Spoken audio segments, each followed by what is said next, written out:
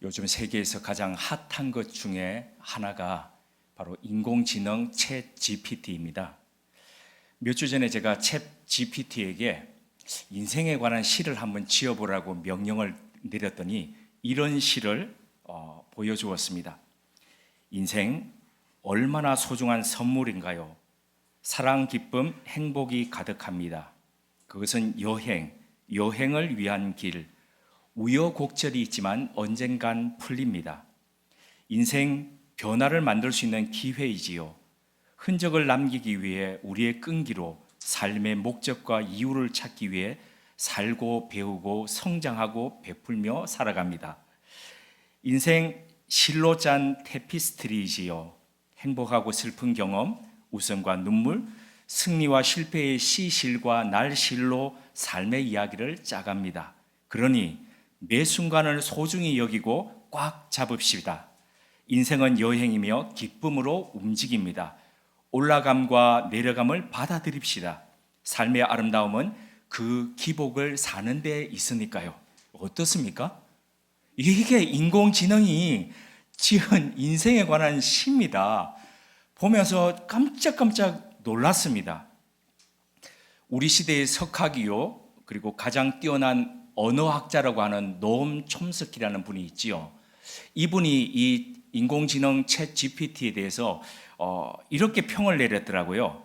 최첨단 표절 기계다.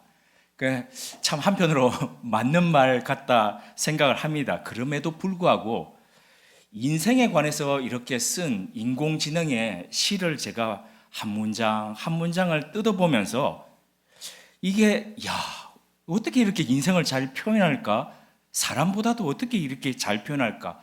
특별히 마지막 문장에 있던 인생이라는 것은 올라감과 내려감 가운데 있는데 이런 이 기복을 잘 살아가는 게 인생을 잘 사는 거다. 이거는 마치 이런 삶을 살아보고 경험해 본 사람, 그 참 연륜 있는 사람의 그런 말 같다는 그런 생각이 들었습니다. 이런 인공지능 챗 GPT를 보면서 어떤 사람들은 경계하기도 하고 또 어떤 사람들은 감탄하고 또 어떤 사람들은 이렇게 평가하기도 합니다. 어떤 분들이 이렇게 이야기했습니다. 아무리 인공지능이 뛰어나다 하더라도 인간의 공감 능력 그것은 따라오지 못할 거다. 예, 그럴 겁니다. 아마 공감이라는 게 어떤 겁니까?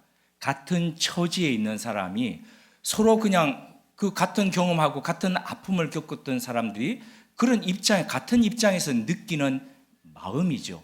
그러다 보니까 그래, 저거는 아마 공감은 어렵겠다 그런 생각이 들었습니다.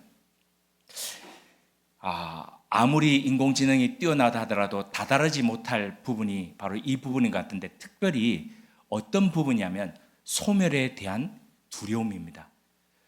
내가 사라질 것이다. 소멸할 것이다. 죽어갈 것이다 하는 이런 것에 대한 두려움은 가질 수가 없죠. 왜? 인공지능은 계속 생존할 것이니까요. 죽음에 대한 이 공포는 아마도 따라오지 못할 것이라는 거죠. 오늘 성경 본문 속엔 죽음으로 소멸된 한 사람이 등장합니다. 그런데 이상한 것은 그의 죽음의 이야기 속엔 소멸에 대한 두려움이 깔려 있다기보다는 오히려 이 죽음을 준비했다는 느낌마저 들게 합니다. 다가올 죽음을 바라보면서 그 죽음을 그냥 맞닥뜨리면서 소멸해 간 것이 아니라 어떻게 그 죽음 앞에서 살아갈 것인가, 죽음을 대면할 것인가 했던 그런 모습을 느끼게 합니다. 이 시간엔 신앙의 대표적인 사람이요 믿음의 아버지라고 불렸던 이 사람의 죽음이 우리에게 들려주고자 하는 메시지에 귀 기울여 보고자 합니다. 본문 속 아브라함은 죽음 이후에 일어날 문제에 대해서 미리 준비했다는 이 모습을 보여줬다고 말씀드렸죠. 정리하는 모습. 사라를 떠나보낸 이후인지 아니면 그 이전인지는 모르겠지만은 아브라함은 후처 그두라라는 사람과 더불어서 함께 살았고 여러 아들들을 낳았습니다. 그런데 이 아브라함은 사라 생전에 그 그두라의 자녀들에게 재산을 분배해서 분가시켰습니다. 이삭에도 미리 상속해줘서 그의 생전에 상속해서 그의 사후에 일어날 재산 분쟁에 대한 이런 부분들을 미리 차단시켰습니다. 만약 아브라함이 영원히 살 것처럼 그렇게 움켜잡으면서 살았더라면 아마 그의 사후에 그의 여러 자녀들 간의 재산 분쟁, 다툼 이런 것들이 일어났을지도 모릅니다. 그러므로 어떤 한 사람이 정리된 삶을 살아간다는 것은 있는 물건을 제자리에 두고 뭐 이렇게 하는 그 정리도 정리이지만은 사람이 살아야 될 마땅한 길을 살 뿐만 아니라 주변 사람들에게도 그런 삶을 살 수 있도록 교통 정리를 시키면서 인생을 마무리하는 것, 이게 바로 정리된 삶이 아닐까 생각을 해봅니다. 저는 시골에서 조그만 한 50여 가구 되는 그 작은 마을에서 자랐습니다. 어린 시절부터 그곳에서 이렇게 자라다 보니까 어른들과 더불어서 함께 살아가는 거죠. 그래서 어린 시절에 봤던 그 어른들이 점점 제가 나이 들어갈수록 그분들이 한 분 한 분씩 떠나는 모습들을 지켜보았습니다. 그러면서 그분들이 어릴 때 어떻게 살았는지는 어린 나이였기 때문에 잘 몰랐지만 그분이 떠나고 난 뒤에 그분 참 괜찮은 분이었는데 이런 생각을 가지게 된 여러 기준들이 있습니다. 그것은 바로 그분이 가시고 난 뒤에 그분의 자녀들이 남아있는 자녀들이 살아가는 모습을 보면서 이분은 살아생전에 참 잘 사셨던 분이구나 하는 이런 생각을 가졌습니다. 그러니까 한 사람의 삶이 평가되는 것은 그 사람의 살아생전이라기보다는 이후에 삶이 어땠는지가 드러난다는 거죠. 아브라함의 삶 역시도 마찬가지입니다. 그의 죽음 이후에 드러났습니다. 창세기 25장 8절에서 9절을 우리 다시 한번 더 같이 읽어보시겠습니다. 창세기 25장 8절에서 9절 말씀입니다. 함께요. 그의 나이가 높고 늙어서 기운이 다하여 죽어 자기 열조에게로 돌아가매 그의 아들들인 이삭과 이스마엘이 그를 마므레 앞 헷 족속 소알의 아들 에브론의 밭에 있는 막벨라 굴에 장사하였으니 오래전 떠나 보낼 수밖에 없었던 이스마엘이 아버지 아브라함의 장례식에 같이 와서 이삭과 더불어서 지금 장례를 같이 치르고 있습니다. 살아생전에 이 관계가 끊어지지 않았다는 것을 의미합니다. 비록 떠나보냈지만 할 수 없이 분가시킬 수밖에 없었지만은 이 아버지로서 자식에게 할 바를 다 하면서 살아갔다는 것, 연락을 하면서 그렇게 살아갔다는 것을 의미합니다. 뿐만 아니라 비록 유년 시절에 나이가 더 많았던 이스마엘이 이삭을 놀리는 것을 보면서 사라가 완전히 발끈했었죠. 그래서 내보내는 계기가 되었죠.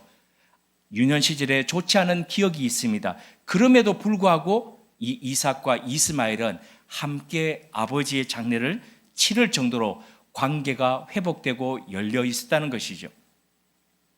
아브라함의 삶이 어떠했는지 그의 사후에 이렇게 드러납니다.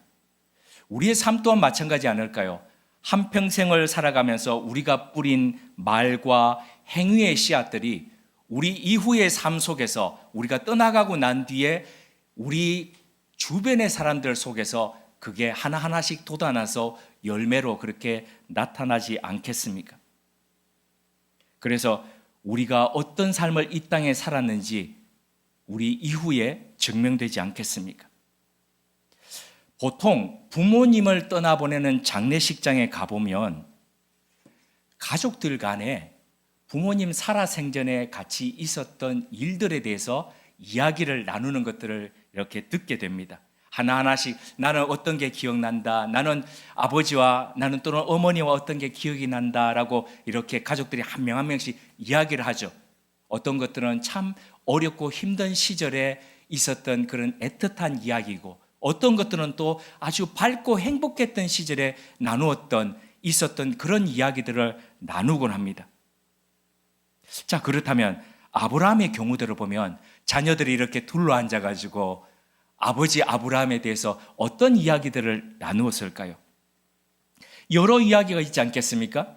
믿음의 조상이니까 나눌 얘기가 얼마나 많겠습니까? 어떤 이야기가 더 생각이 나십니까? 가장 대표적인 것은 아마도 소돔과 고모라를 비롯해서 그 팔레스타인 지역의 나라들이 메소포타미아의 그 4개 연합국에 의해서 초토화가 되고 모든 것들을 다 뺏겨서 그렇게 약탈당해서 갔을 때에 아브라함이 몇 날 며칠을 자기가 길렀던 그 가병들 318명을 데리고 뒤쫓아가 가지고 야간에 기습해서 모두 다 데리고 왔던, 그리고 그 안에 누가 있었죠? 조카 롯이 있었죠. 그 조카 롯의 가족들을 다 그렇게 그 무사하게 귀환시켰던 것, 바로 그 일 아닐까요? 아마도 이것은 가족 안에뿐만 아니라 팔레스타인 전 지역에서 영웅담처럼 그렇게 들렸을 겁니다. 기도의 면에서 보자면 소돔의 심판 앞에서 아브라함은 이렇게 기도했죠. 하나님, 만약에 그곳에 의인 50명이 있다면 그래도 하나님께서 멸하시겠습니까? 하나님, 만약에 거기에 45명이 있다면 그래도요? 40명은요? 30명은요? 20명은요? 그러면서 마지막에 하나님 화내지 마십시오. 만약에 10명이라도 있다면 하나님 그곳 성을 멸하시겠습니까? 살려주십시오. 이렇게 기도했던 그 아브라함의 모습을 우리 알지 않습니까? 아브라함이 왜 그토록 이 소돔과 고모라의 심판을 저지시키기 위해서 왜 그렇게 기도했을까요? 조카 롯과 그의 가족들 때문이죠. 그런데 조카 롯과 가족들이 왜 소돔에 가서 살게 되었습니까? 계기가 있지요. 그들 두 집단이 가진 재산이 많아지다 보니까 목초지 분쟁을 겪었던 거죠. 그러니까 어느 날 아브라함이 이런 솔루션을 제기했지 않습니까? 자, 네가 동하면 내가 서할게. 네가 이쪽 오른쪽 하면 내가 왼쪽 할게. 이러면서 선택하라고 먼저 우선권을 주었죠. 그때 롯이 우리 같으면 적어도 3번은 한국 사람들은 삼촌 무슨 말씀을요? 삼촌이 먼저 택하셔야죠. 이러했지 않겠습니까? 그런데 냅다 보고 둘러보고 딱 하나님의 동산 같고, 그리고 애굽 땅에 나일강 유역의 그 비옥한 토지 같으니까 그 소돔 땅을 싹 선택했지 않습니까? 그래서 거기 가서 살다가 망하게 된 지금 형편이니까 그래 한번 너 당해봐라 이럴 만도 한데도 아브라함은 그러지 않았습니다. 아브라함은 끝까지 그를 살려달라고 하나님 앞에 기도하고 또 기도했습니다. 이게 얼마나 대단하지 않습니까? 그럼에도 불구하고 아브라함의 생애 가운데 가장 대단하다고 하는 일은 어떤 일일까요? 지난 주일에 몽골 선교사님을 통해서 그 본문을 다 우리 함께 나누었지만은 아마도 떠난 것 아닐까요? 75세에 오늘날도 75세까지 살던 마을을 떠나가지고 타국으로 이주한다는 거 쉽지 않은데, 제가 20몇 년 전에 양평에 가서 살려고 그랬습니다. 저희 부모님께서 평생을 사셨던, 아버지가 사셨던 그 고향 땅을 떠나가지고 양평에서 같이 살자, 그래서 양평에 살 집들을 보면서 그렇게 다녔습니다. 그런데 끝내 못 간 이유가 저희 어머니입니다. 평생을 살고 교회 사람들 여기 지금까지 신앙생활하던 곳 이 터전을 두고 어딜 간단 말인가. 그래서 저희 아버지 노년에 편안하게 살려고 어머니한테 이렇게 양보했습니다. 자, 75세에 그렇게 떠나는 것 얼마나 대단합니까? 그리고 100여 년을 타지에서 이방인으로 살았습니다. 그런데 단 한 번도 돌아가려고 그러지 않았습니다. 사람들이 어려우면 어떤 특징이 있습니까? 어려우면 과거에 좋았던 곳으로 돌아가고자 하는 그 본능이 있습니다. 그래서 좋았던 시절을 늘 그리게 됩니다. 출애굽했던 백성들이 조금만 어려우면 그 애굽에서 이집트에 그 고기 삶는 가마에, 그러면서 그런 생각들을 늘 했지 않습니까? 그러나 아브라함은 100여 년 동안 전혀 단 한 번도 그렇게 하지 않았다는 거 참 대단하지 않을까요? 그 가운데 하나님께서는 수많은 약속을 해 주셨습니다. 그런데 그의 생전에 그 약속들이 다 이루어지지 않았습니다. 이럴 때에 사람들은 하나님이 나를 사랑하시지 않나? 아니면 이 하나님 참 믿기 어렵다라고 이야기하면서 떠납니다. 지금까지 이런 사람들은 이런 교회 안에서 이렇게 떠나는 사람들을 참 많이 경험했습니다. 심지어 목사조차도 그렇게 떠나는 것을 경험했습니다. 끝끝내 하나님을 붙들고 살아가기가 쉽지 않은데 아브라함은 그러했습니다. 여기서 관련 질문 하나 드리겠습니다. 하나님은 그렇다면 우리를 사랑한다고 하면서 왜 약속하신 바를 다 들어주시지 않을까요? 약속하셨는데 왜 약속들을 다 실현시켜 주시지 않을까요? 구하라. 여기 계단 올라가시다 보면은 구하라. 그리하면 주실 것이요. 찾아라. 그리하면 찾을 것이요. 두드리라. 그리하면 열릴 것이라는 그 말씀이 계단 위쪽에 이렇게 새겨져 있지 않습니까? 구하고 찾고 그러면 주시겠다 그랬는데 왜 다 주시지 않습니까? 왜 그럴까요? 이런 말이 있습니다. 이 세상에 하나님의 복을 다 받은 사람은 하나님께 버림받은 사람이다. 왜 하나님의 복을 다 받은 사람은, 하나 없이 다 받은 사람은 왜 하나님께 버림받은 사람이라는 말이 있을까요? 이 세상에서 받을 것 다 받고 누릴 것 다 누리다 보면 자기가 계획했던 대로 날마다 다 실현되는 사람은 이 세상이 천국인 줄 알고 산다는 거죠. 이 세상 이후에 하나님이 우리를 위해서 예비해 두신 그 더 아름다운 것이 있다는 그 본향을 바라보면서 살지 않는다는 겁니다. 그러기에 결핍을 재료 삼아서 하나님께 나아가는 사람, 바로 그 삶이 복이 된다는 거죠. 하나님의 나라가 그 결핍 가운데서 스며든다는 겁니다. 모자람 속에서 갈망하면서 그렇게 간다는 겁니다. 약속의 미실현, 결핍이 아브라함을 믿음의 사람 만드는 주요한 하나의 축이었다면 또 다른 하나의 축이 있습니다. 그 축은 바로 그의 실패입니다. 하나님의 친구로 불리기까지 했던 믿음의 사람, 용맹스러운 족장이요 믿음의 아버지였던 이 아브라함은 그의 삶의 구비구비마다 믿음의 조상이었지만 하나님의 친구였지만 수없이 넘어졌습니다. 수없이 실패했습니다. 심지어 똑같은 잘못을 반복하기까지 했습니다. 때로는 참 우유부단한 가장이다라는 생각이 들게끔 그렇게 행동하기도 했습니다. 하지만 삶의 그 실패와 넘어짐이야말로 하나님의 은혜를 담는 더 없는 그릇이 되었습니다.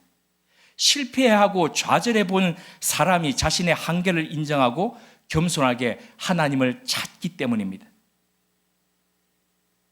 성경이 왜 믿음의 인물들의 실수와 실패를 적나라하게 기록하고 있을까요? 그 위인들이 성공하고 그 위인들이 그렇게 뛰어난 사람들이 되었던 것이 그들의 능력과 그들에게 원인이 없다는 것을 보여주기 위한 것입니다. 하나님께서 당신의 방법으로 그들을 이끄시고 가르치시며 지도하셔서 끝내 믿음의 사람으로 세워주셨다는 것을 성경이 보여주기 위해서, 증거하기 위해서 그렇게 다 기록하고 있는 것입니다. 그렇다면 그 믿음의 위인들처럼 우리 또한 하나님께서 그러한 은혜와 열심으로 오늘 우리를 이끌고 있다면 오늘 우리의 넘어짐, 오늘 우리의 실패가 우리의 넘어짐과 우리의 실패만으로 끝이 나지 않는다는 거죠. 이처럼 아브라함의 이야기는 우리에게 하나님의 신실하심을 기억토록 합니다. 아브라함이 믿음이 흔들렸을 때에 변함없이 그를 기다려 주셨던 그 하나님의 신실하심과 변함없으심이 오늘도 아브라함을 붙드셨듯이 우리를 붙들고 있다는 것을 기억해 주십니다. 이런 삶을 살았던 아브라함에 대해서 히브리서 11장 13절에서 16절은 다음과 같이 평가를 내리고 있습니다. 제가 새 한글 성경으로 읽어드리겠습니다.